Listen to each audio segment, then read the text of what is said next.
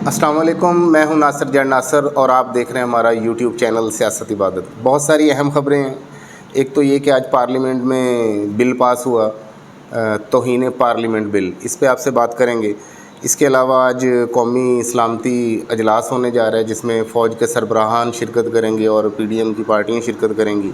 नाज़रीन, 9 मई को गिरफ़्तारी अमल में आती है, जलाओ गिराव होता है और 10 तारीख को जो नून लीग के बड़े हैं उनका एक अजलास होता है जिसकी सदारत लंदन से मियाँ नवाज़ शरीफ साहब करते हैं और पाकिस्तान से मियाँ शहबाज शरीफ, मरीम नवाज़, राना सनाउल्लाह और अता तारड़ साहब दो थे। उसका जो हवाल है वो ये है कि नवाज़ शरीफ साहब की जो टोन थी वो बहुत ज़्यादा हाई टोन में थे।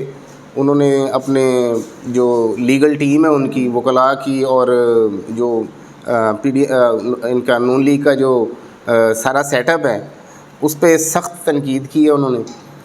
मेन बात जो वो बार बार इस मीटिंग में दोहराते रहे वो ये थी कि फ़ौज हमारे साथ है तो आप फिर क्यों नहीं मामले को टेक ओवर कर रहे।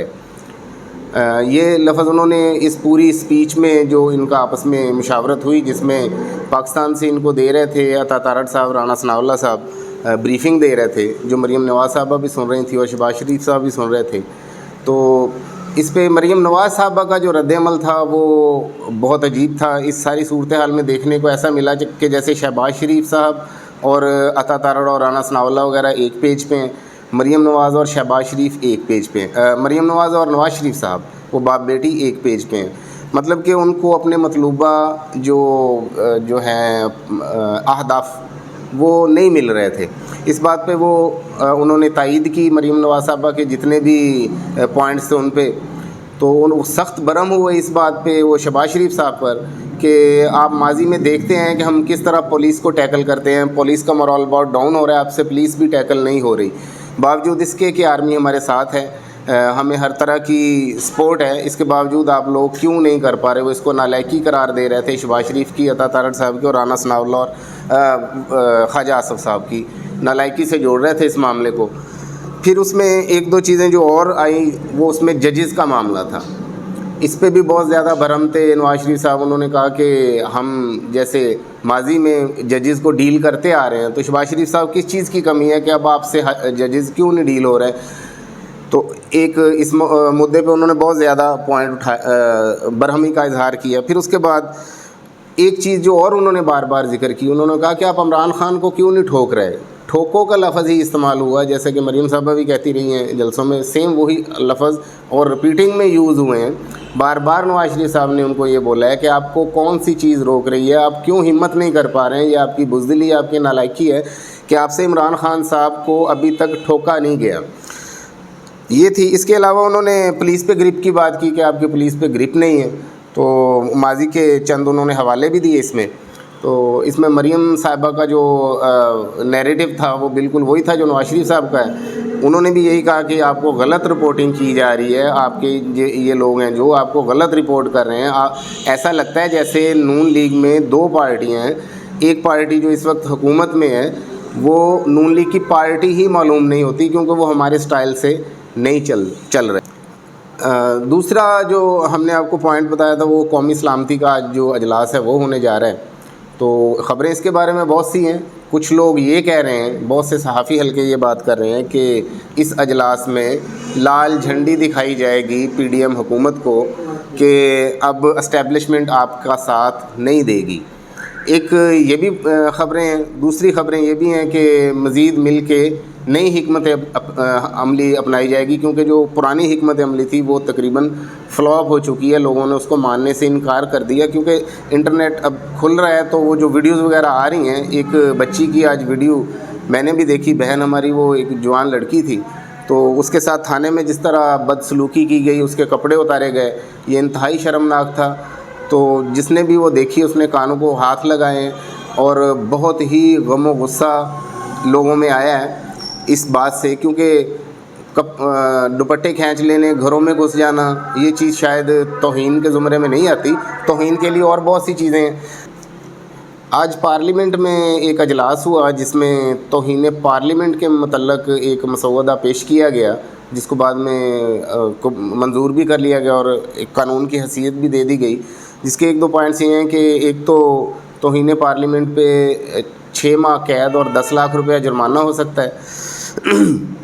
اس کے بعد جو دوسرا اہم نقطہ تھا وہ یہ کہ توہین پارلیمنٹ کا جو بھی معاملہ ہوگا وہ اس کو پارلیمنٹ کے ہی 25 ارکان کی کمیٹی بنا دی گئی ہے، جس میں 14 ارکان پی ڈی ایم کے ہوں گے اور اپوزیشن کے بھی اس میں 10 یا 11 ارکان ہوں گے۔ وہی اس معاملے کو سنیں گے، اس متعلق جو بھی معاملہ سامنے آئے گا اس کو وہی سنیں گے اور کسی عدالت میں اس کو نہیں لے کے جایا جائے گا۔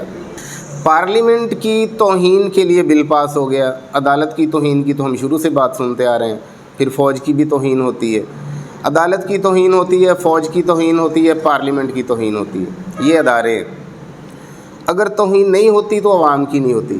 کیونکہ توہین اس کی ہوتی ہے جس کی کوئی عزت ہو۔ ان لوگوں نے آپ کی کوئی عزت سمجھی نہیں ہوئی۔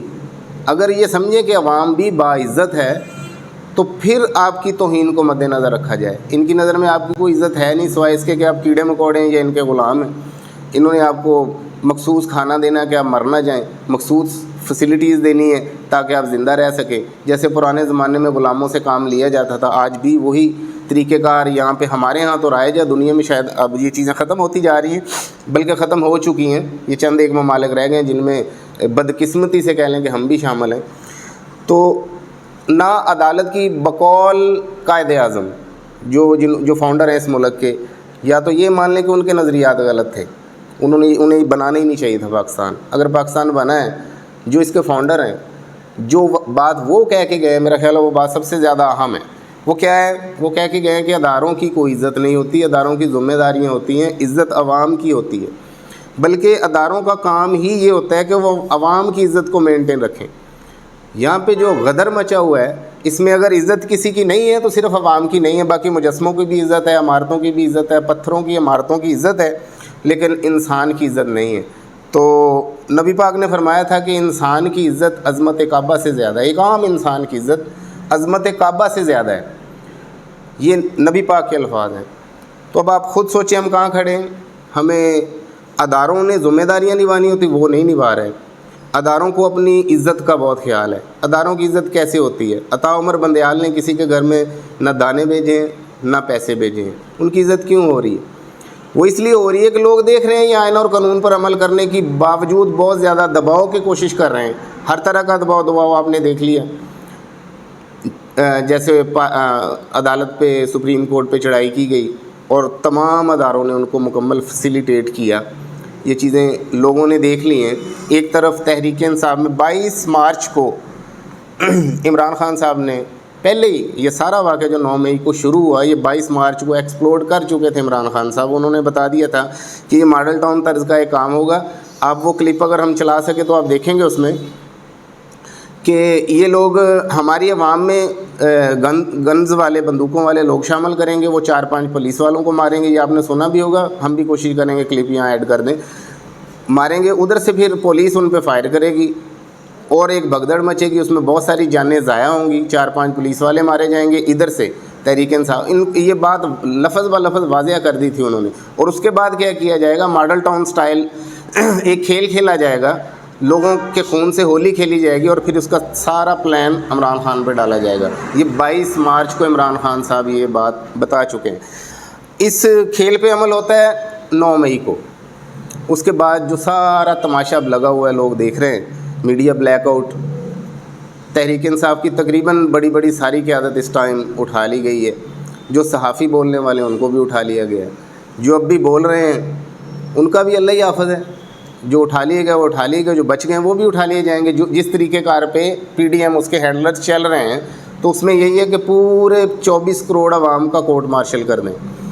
عمران خان کا یا تحریک انصاف کا جو ابھی کورٹ مارشل کے بارے میں جو کہ ایک فوجی سزائیں ہیں وہ بھی سویلین کو دی جائیں گی، اس کی طرف بھی لوگ جا رہے ہیں۔